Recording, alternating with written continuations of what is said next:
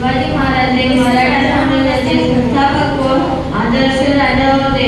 त्यांचा जन्म 19 फेब्रुवारी 1630 रोजी पुणे जिल्ह्यातील शिवनेरी किल्ल्यावर झाला.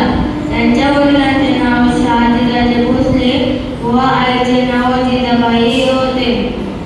शिवरायांनी वयाच्या अवघ्या 15व्या वर्षी स्वराज्य स्थापनेची प्रतिज्ञा केली. त्यांनी गड गाव या तंत्राचा वापर करून अनेक गड किल्ले जिंकले. त्यांनी शक्तीपेक्षा युक्तीचा वापर करून अनेक बलाढ्य शत्रूंचा पराभव केला. 6 जून 1674 रोजी शिवाजी महाराजांचा राज्याभिषेक झाला. त्यांनी आपल्या स्वराज्यात सर्वांना समान न्याय व समानतेची वागणूक दिली. दुर्दैवाने 3 एप्रिल 1680 रोजी शिवाजी महाराजांनी अखेरचा श्वास घेतला.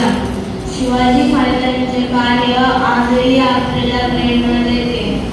जय शिवाजी, जय भवानी. एवढे बोलून